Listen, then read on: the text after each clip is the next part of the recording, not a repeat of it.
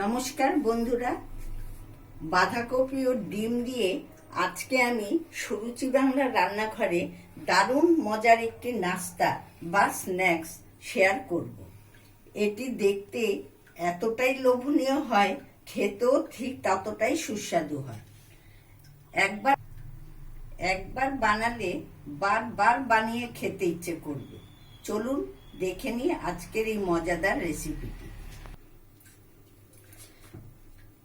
এই বাঁধাকপির যে রেসিপিটি আমি বানাবো সেটির নাম হলো বাঁধাকপির কাটলেট।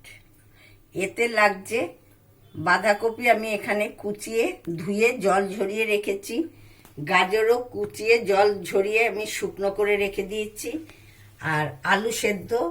আর এইটি আমি করেছি শসার খোসা, আপনারা ছাড়িয়ে ফেলে দেন, কিন্তু আমি শসার খোসাটাকেও কুচিয়ে এই বাঁধাকপির সঙ্গে আমি মেখে নেব।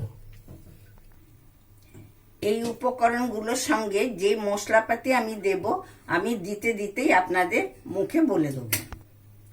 এবার আমি এতে সব বাঁধাকপিটা নিয়ে নিচ্ছি।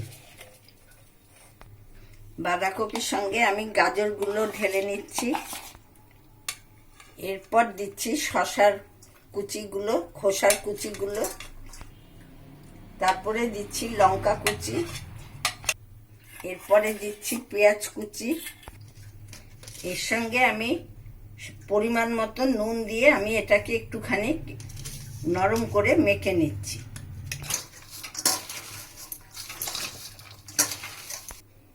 এবার আমি এর সাথে আলুগুলো ম্যাশ করে দিচ্ছি।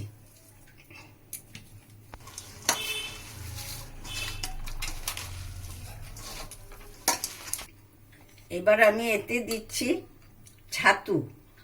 আপনারা এতে বেসনও দিতে পারেন বা ময়দাও দিতে পারেন, কিন্তু ছাতুটা দিলে বাইন্ডিংটা খুব ভালো হবে। এতে আমি 3 চামচের মতো ছাতু দিলাম। হাফ চামচ দিলাম হলুদ গুঁড়ো, 1 চামচ দিলাম চিলি ফ্লেক্স। ঝালটা আপনারা যে যেমন খাবেন সেই দিতে, আমি কাঁচা লঙ্কা কুচি দিয়েছি, এই জন্য এখানে এটা একটু কমই দিলাম। হাফ চামচ জিরে গুঁড়ো আর 1 চামচ ভাজা মশলার গুঁড়ো। ভাজা মশলার গুঁড়োর মধ্যে আমি এতে তেজপাতা, শুকনো লঙ্কা, ছোট এলাচ, দারচিনি, ধনে সব মিশিয়ে আমি এটা আগে থাকতেই রোস্ট করে রেখে দিয়েছি। এবার আমি সবগুলো উপকরণগুলো একসঙ্গে মেখে নেব। এর মধ্যে একবারে পুরো জলটা দেব না, সামান্য একটু দিয়ে দিয়ে আমি মেখে মেখে নেব। মন্ডটা একটু চেপে চেপে মাখবেন, তাহলে দেখবেন খুব সুন্দর একটা মিশে যাবে এবং দেখতেও ভালো লাগবে। দেখুন মন্ডটা কি সুন্দর মাখা হয়ে গেছে।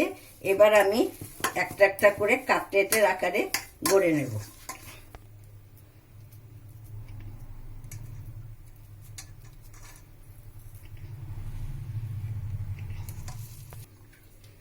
এবার আমি 2টো ডিম এতে গুলে নিচ্ছি।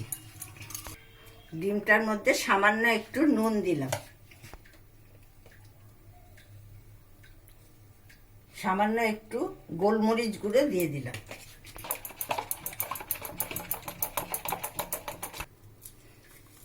আর ডিমের মধ্যে আমি এই ধনেপাতাটা ছড়িয়ে দিচ্ছি। এটা কাটলেটটা যখন ডোবাবো তখন ওর মধ্যে লেগে যাবে। এবার আমি এতে সাদা তেলে ডিপ ফ্রাই করে নেব।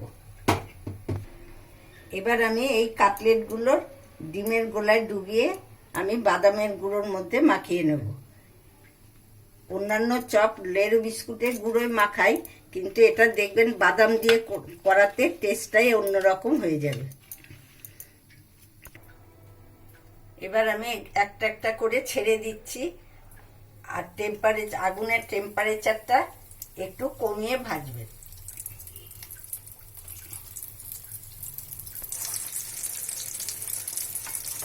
দেখুন একটা পিঠ ব্রাউন হয়ে গেছে, আমি আরেক পিঠ উল্টো দিচ্ছি। দেখুন আমার বাঁধাকপির কাটলেট কত সুন্দর ব্রাউন ব্রাউন কালার হয়ে গেছে। এবার আমি এগুলো এক এক করে তুলে নেব।